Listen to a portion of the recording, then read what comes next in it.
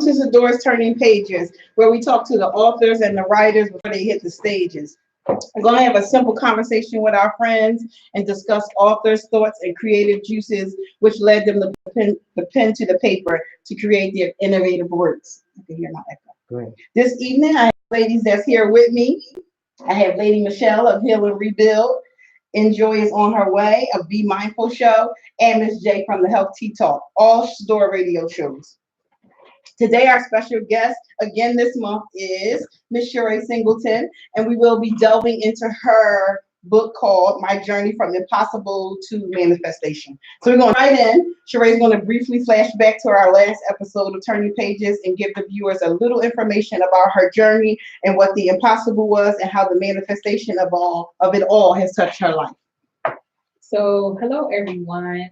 Last month, we just touched on the beginning part of the book because everyone had not had an opportunity to get it. So since then, more people were able to read the book.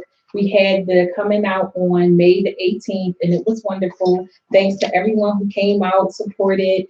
I appreciate you all very much. So just to give just a little synopsis on the book is details my journey from being diagnosed with major depressive disorder and anxiety.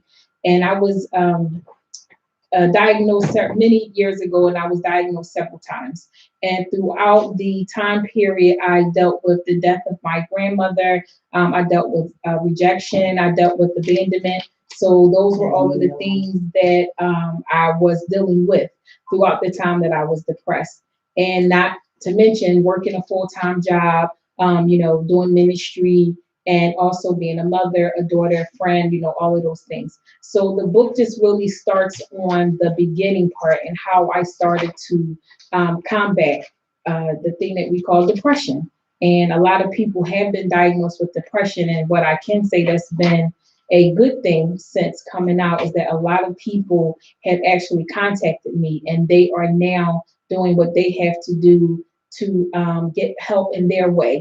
And like I tell everyone, everybody's journey is just that. It's your journey. So it's not something that, I can tell you what you should do. Everybody has to find their own individual journey and their own individual path. So those are some of the things that we talked about last month while we were here for the radio show.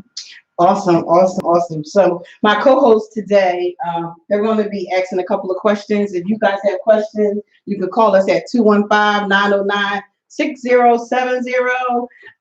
Check us out right now on SadiorRadio.com, and everybody else is listening on YouTube, Facebook Live. Where we at on Facebook Live? Yeah. What's your page? Oh. It's Hamimah Smith. HAMIMAH Smith on Facebook Live. All right, so I have my own personal questions. I'm sure you guys have questions. I kind of went through the book. I got all my stickies here, and so I don't want to take up the whole show, but y'all know I can go in. We just, Exactly. So tell our viewers a little bit about your motivation for writing the book. So I actually started writing a different book when I sat down and began to write. I am also an adoptive parent, and that was my first thing that I started to write. And then as I began to write the books on being an adoptive parent, I began to take another turn. And it was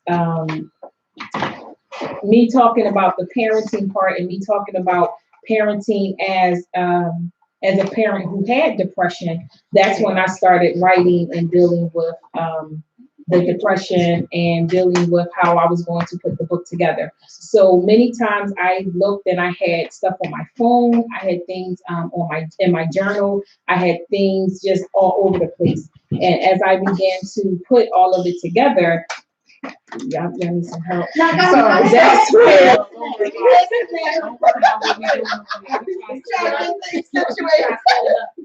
that situated first.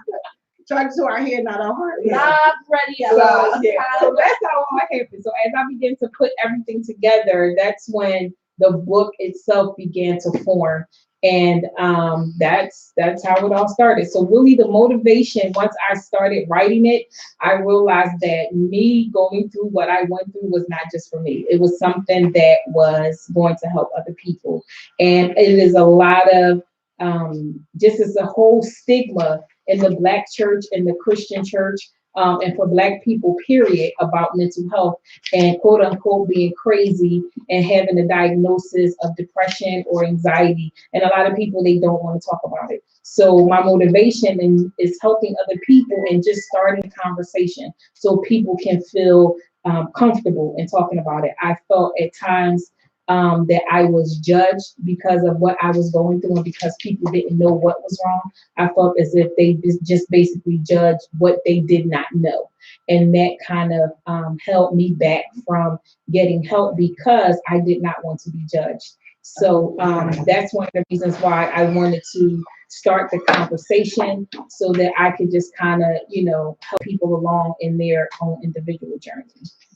Awesome. I have a question. So you spoke about the church, and that's really important. I wanted to bring that up because a lot of people don't believe that they can be saved, that they can be in the church, and that they can go to a therapist. Correct. That's part of my question. Because him and I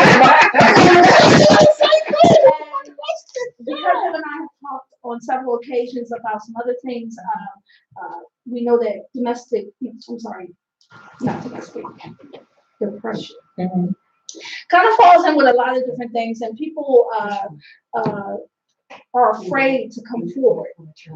How would you speak to an individual who's in the church and they're scared to get that help? They're scared to let someone know they have these problems. So one of the chapters in the book is called Therapy in Church.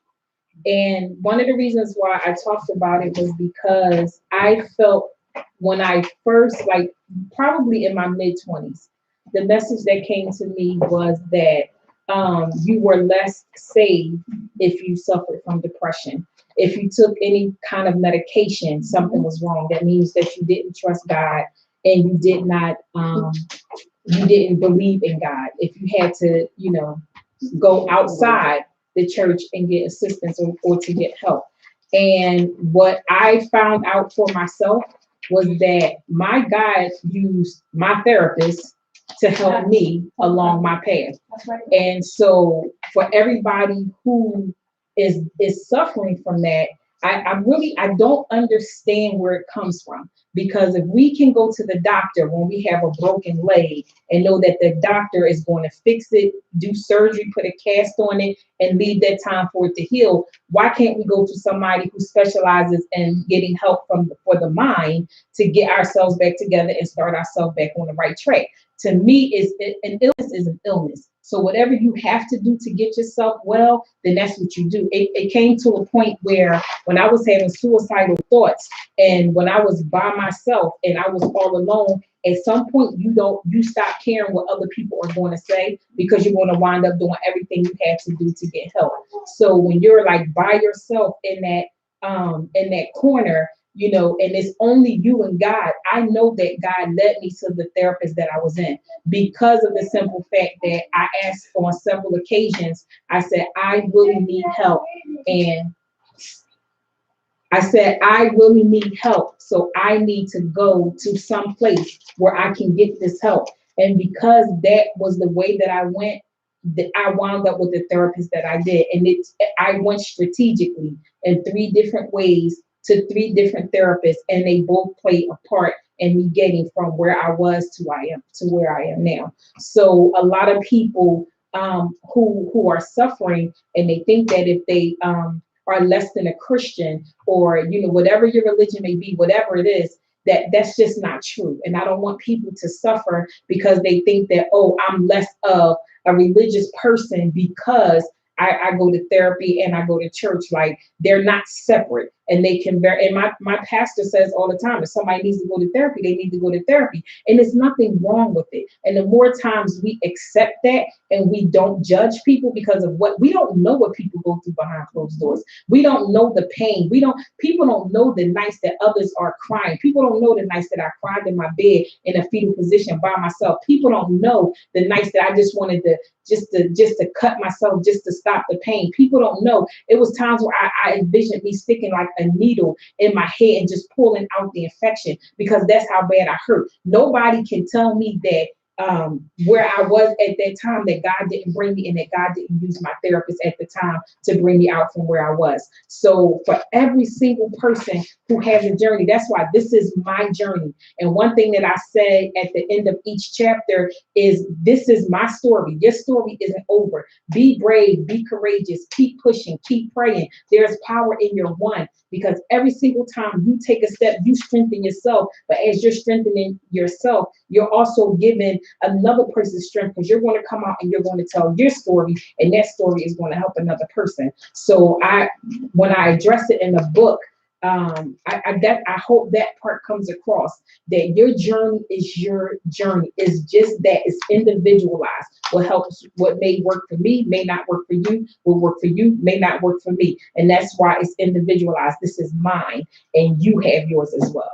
So Awesome. I hope that answers your question. That really answered my question. Thank you. You're welcome. Can I interject? I'm enjoying I just like to build on what she said about being in church and being spiritual. The Bible says first the natural, then the spirit. So God made us natural beings. So he created, like she said, the doctors to handle certain things. Sometimes we go to church and they go, oh, that's just a spirit. Or, you just need to pray. And, we know all the scriptures. We prayed, we tarried, we've been to deliverance and all of this stuff. And then we let that hinder us because we go, okay, now I'm not spiritual enough, or I fasted and I'm still hurting. So then we think we are less than, or we're not reaching God, or is God there? Well, he is there. See, we get so spiritual that we're no good earthly, and then we're so earthly bound, we're no spiritually good. So God says that with everything, he says that a false balance is an abomination to the Lord, which means too much of anything is not good. Right. You have to have balance. God is a God of balance. He's a God of decency and in order. And you can go through those religions. He's always in order. So you have to speak to someone that can take you three-dimensional. Mm-hmm. That's my thing. I say that everybody can't handle a person in three dimensions. You got the church you, God bless you, sister. You got, oh, God is good. Then you got the work you, they don't really want to hear about that. You understand? Like, okay, when you're at work, you got to clock in. And then I'm human, I'm mad, but now I can't really express myself because you so spiritual, you can't even watch me be angry because now I'm less than. Then you got the people who ain't trying to hear nothing, too much church going on with that. So it's only one dimension that people can handle you, but God handles a three-dimension. But if you could find that person that can handle a three-dimensional you and take all of that and help you through your journey, because God will make that divine setting for you, and he'll make that divine intervention where you can meet somebody. But my sister, I remember my daughter was going through depression, and she said, girl, you need to just have her pray. And I was like, no. I said, it's more than that. I said, and that's what y'all fail to realize, that God has to deal with us naturally. God put things in order for us to deal with things naturally. And it's not either or. Like, I think Right. the part comes in is that it's like you have to do all of this or all of that, Mm-hmm. instead of saying that it can be intertwined. And one thing I did talk about was that what I did, I call it my combo piece, because that's my 4-pack. You know what I mean? Between therapy, church, me journaling, and me meditating, like that's my package. Right. That's what I do to stay where I am, and everything is included. Because, like you said, it's not just one. Do I pray? I sure do. Do I go to church? I sure do. Do I go see my therapist? Yes, I sure do. Do I journal? Yes, I do. Because that's what it takes. If this is what it takes for me to get through life, then that's what I'm going to do. But I'm not taking one out because I don't know which one is working That's more right. than the other. And I ain't trying to mess up Together, nobody. they But they all all working working together. So that's what I'm gonna keep doing. So one of the things that I find when you talk about therapists, you talk about church, you talk about your family and all those different things when you're dealing with depression, I find that a lot of times people don't even know what they have or what they're experiencing, what they're dealing with. So when you go to that therapist and that therapist takes you through that process and you learn to label the different things that are happening in your life or experiences that you've gone through that have caused this depression, then you can pray differently. Then you know exactly what it is that you're praying for. If you don't even know what this thing is called that you're going through, and then how can you pray Call it effectively? by name. I think I think it's the first or second chapter, and I talk about getting to the root of it, and that's where I had to start it. So, like you said, it's a starting place because I saw behaviors as an adult, but that's not where it started. It didn't start in my adulthood. So, a lot of things I had to go back, and I had to go back to when I was molested. I was molested at 6 years of age by a family friend. And, I didn't realize the impact that had on me. And then one day I was sitting on in my therapist's office, and we started talking about when I lost my virginity. And oh my God, thank God she don't know what this is. I'm sorry, my 10-year-old is here. But anyway, we went over that experience. So we were talking about it, and she said, take me through it. And I said, okay, so me and a friend, whatever. She's like, well, was that your quote unquote boyfriend at the time? And I was like, no, it was just a little boy. We were friends, and I was being grown, and we started kissing, and nobody was home. And so we went in my house. We were all outside playing. We went in my house, and we started kissing, and he started touching and feeling. And before I knew it, it was starting to go farther than I wanted it to go. And I just remember freezing. And it was like I froze. And I laid there, and I just remember just looking at the ceiling, and then the tears just started going down the side of my face. And throughout the whole experience, I just remember how wet like my ears were. And I just remember like it was just dropping, like the drops into my ear. And that's all I focused on. I looked up at the ceiling and I focused on the drops that was going, my tears that was going in my ears. And she equated that to when I was molested. And she said, what did you do? And I told her, I said, I laid there. And it was a brown bowl that I had, and I focused on the bowl. But every different things that I was experiencing, we went back. We went back to the molestation. She asked me, she said, I think she asked me, did I consider myself raped? And I said, no. She said, did you say yes? And I said, no. I said, but I didn't say no either. But I wouldn't blame him because he was 13 years old.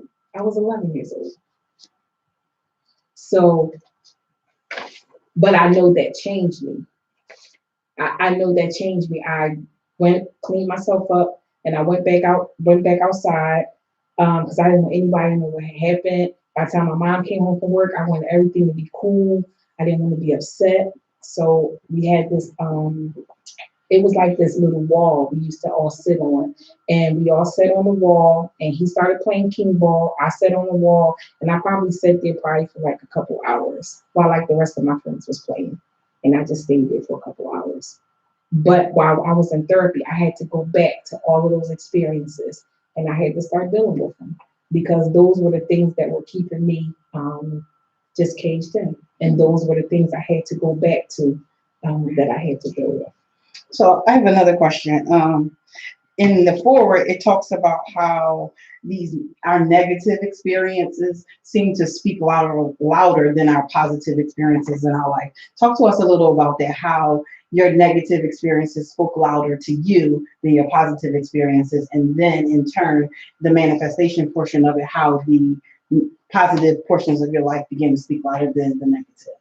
So one of the negative things that I can really, that was like turning point for me was I was at my job for this one particular job. I was there for, I think it was 9.5 years at the time, I think somewhere around there.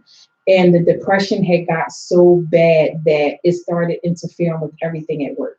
So I was losing things. I couldn't keep track of things. I couldn't focus. I mean, it was just bad. Mentally, I was not in a good place at all.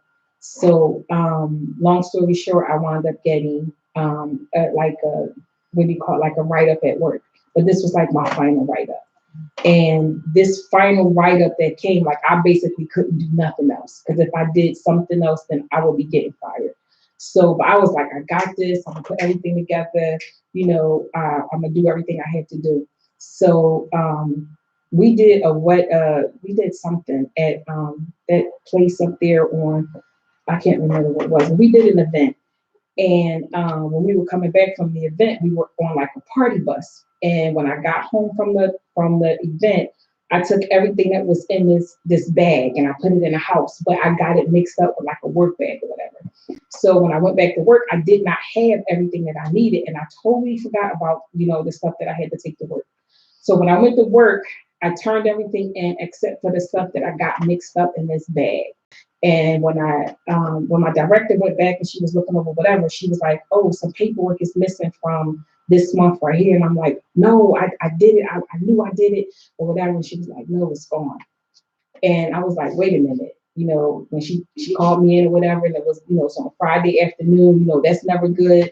And she called me in her office and, you know, we sitting there and we talking. I'm like, "Wait a minute, am I about to lose my job?" And she was like, "Yeah." And I lost it. I got up and I left out, you know, they give you like 2 minutes to clear up your stuff and then you leave or whatever. That probably was one of the breaking points for me that I only saw as a negative at the time because I could not see myself coming up from there. And I went to my girlfriend's house who lives in Maryland, and I went there, and then my pastor called me at like 6 o'clock that one of the mornings that I was there, and she began to speak to me. And when she talked to me, she immediately tapped into the grief that I was experiencing for my grandmother. And when she started talking to me, that was a turnaround. And then at that time, when we talked about the grief and me tapping into the grief, and she was telling me how she got over the loss of her grandmother, when she was saying all of those things, that's when I began to kind of being able to start turning things around. And it didn't manifest immediately. But that's when I started taking the negative, like all of the negative experiences, the abandonment from my dad, the rejection from my dad, the molestation, all of those things, I started turning it. And I just kept writing everything down, writing. And then when I started doing started building like the curriculum for the Queen Singleton Foundation, that's when everything came into fruition. So all of those negative experiences. So that's why it was like manifestation, is because everything that I went through, I now put into the foundation. So all of those negative experiences, everything is now into helping teens go through what they go through because it's something that I've already gone through. So everything is now into the foundation. Awesome. So we're going to take a minor break. We just want to let our YouTube viewers know that you can tune in to SadiorRadio.com. I'm supposed to be looking at this camera. Yeah. I'm sorry. My bad. Tune in to SadiorRadio.com to check us out on Facebook at Hamina Smith. That's the only person that's Facebook Live. So I'm sorry for Facebook people. All right, we didn't. We come back. We're gonna all be on point, okay?